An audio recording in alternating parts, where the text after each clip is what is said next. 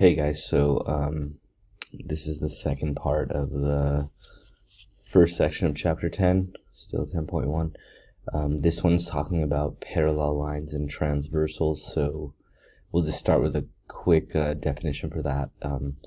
Anytime one line, like this one, anytime one line cuts through two or more lines, the line that cuts through is called a transversal. So here we have two parallel lines, and you could tell they're parallel by the little arrows here.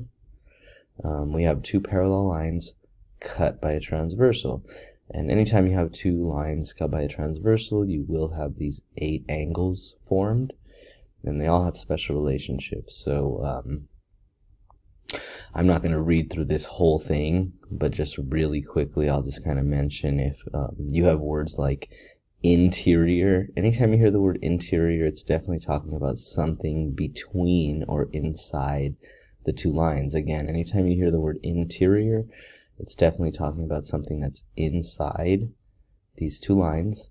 Anytime you hear the word alternate, it's talking about angles that are on the opposite side of the transversal. So anytime you hear the word alternate, it's definitely going to involve like one angle that's on one side of the transversal and another angle that's on the other side. So like, for example, alternate interior means like angles 3 and 6 or angles 4 and 5.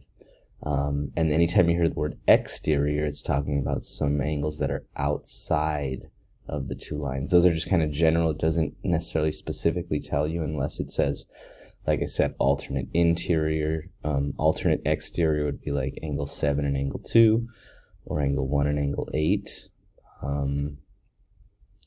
If you go to angles like 7 and 8, 5 and 6, those are just linear pairs. They're not these special types. So you do have some special types of angles here from the first part of 10.1, like vertical angles would be like 1 and 4 or 2 and 3. So you're supposed to know those also, but there's these 4 new types, right? Alternate interior, alternate exterior, corresponding same side interior. Same side interior would be like 4 and 6 or 3 and 5.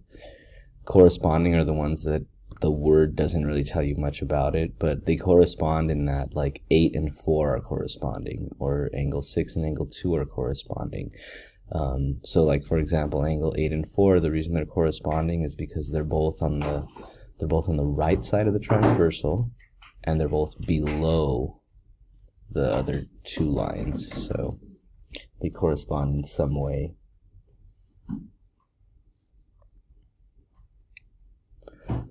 And aside from knowing where these angles are, we're supposed to know how they relate as far as measurements. So you can see the work here is done, but this one says if measure of angle. So in this problem, they give you one angle measure. They give you, first of all, they give you two parallel lines in a transversal, angles numbered 1 through 8, and using this information here, using which angles are congruent and which angles are supplementary, we can figure out all the other 7 angle measures, and you can do it in whatever order you like, really. So the measure of angle 7 is 35. That means all the other angles here are either 35, at least these 8. They're either 35 or 180 minus 35, which is 145. So here goes.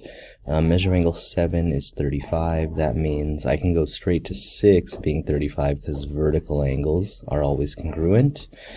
From 6, I can go to 3 and say 3 is 35 because 3 and 6 are alternate interior angles, and those are always congruent. Again, as long as I have two parallel lines in a transversal, I have all these congruencies and some supplementary pairs. So from 6 and 3, those have to be equal. Alternate interior angles are always congruent. Then I can go from 3 to 2. Those are vertical. Those are always congruent. So those 4 are all 35 degrees. Angle 2, angle 3, angle 6, and angle 7. After that, I can do a number of things. I can subtract from 180. Let's say I go to angle 2. I have a linear pair here. Angles 1 and 2 form a linear pair.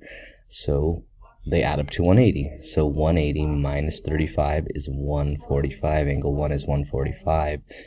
And then I can jump wherever I want as long as I do it accurately. Like I could jump from angle 1 to angle 8, also being 145, because alternate exterior angles, 1 and 8 are alternate exteriors, and those are always congruent. From 8, I can go to 5, vertical angles, both 145, and from 5, I can go to 4, alternate interior angles are always congruent. So all I have to do is know which angles are congruent and which angles are supplementary, and I can pretty easily identify which angles are 35 degrees, 6, 3, 2, and 7, and then subtract from 180. Here you can see that it's 145.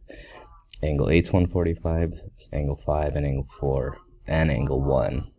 So 8, 5, 4, and 1, those are all 145 degrees. So I do the same thing here. If the measuring angle 4 is 121, I can go, well, 1 is vertical, that's 121.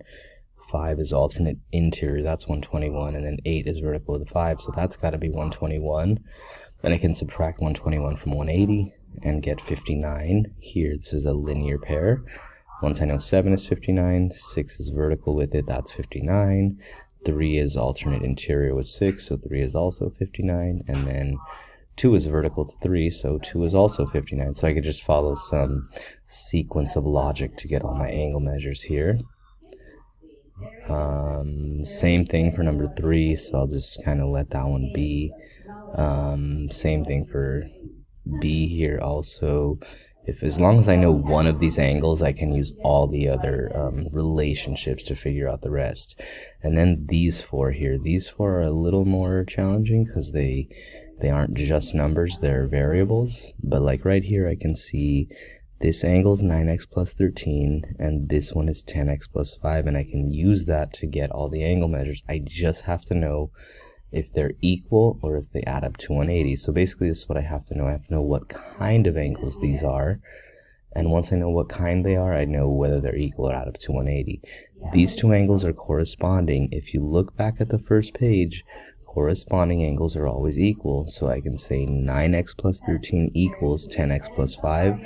As you see here, it comes out to where x equals 8. And then if x equals 8, I can plug it into one of these.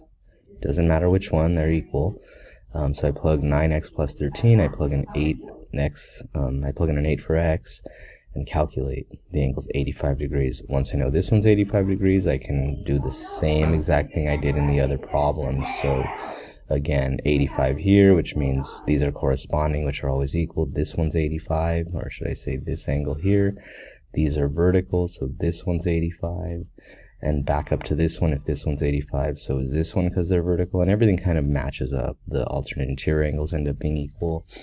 Once I get 85, I can subtract from 180 to get 95 and identify all the 95 degree angles. I'm going to go to this one now. On this one, 30x and 29x plus 4, those are alternate exterior angles, which are also always congruent. So 30x equals 29x plus 4. Once I get x equals 4, I can plug a 4 in for x to figure out the angle measure. It comes out to 120, and I can identify all the angles that are 120. And then I can subtract from 180 and get 60, and I can identify that all the other angles are 60. And you can kind of see that there. In this problem, number 3, these two angles, 2 plus 32x and 33x minus 2, alternate interior angles, which are also always congruent. So 2 plus 32x equals 33x minus 2.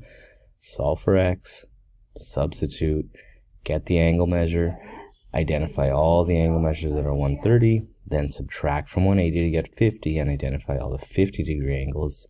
And then this last one, these two angles here, 16x minus 8 and 7x plus 4, these are same side interior angles. And if you go back to the first page and look at the notes, you'll see that same side interior angles are supplementary. So I have to know what kind of angles they are, how they're related, and then I can write my equation. So you're going to have to get used to that for this chapter, where you're given some information and you got to know what is true about that information in order to write your equation. So 16x minus 8 plus 7x plus 4 equals 180, because same side interior angles are always supplementary, as long as I have two parallel lines and a transversal. So here's the equation. Once it's solved, you can see x equals 8. you can go plug an 8 in for the 2 different measurements. One of them is 60. You can see that down here, 7x plus 4. The other one comes out 120, which is perfect because they're supposed to add up to 180. And then I can use these 2 angles to go all the way around the 8 different angles and identify all the measurements. So thanks for having a look. Hopefully it helps, and please ask questions if you have some.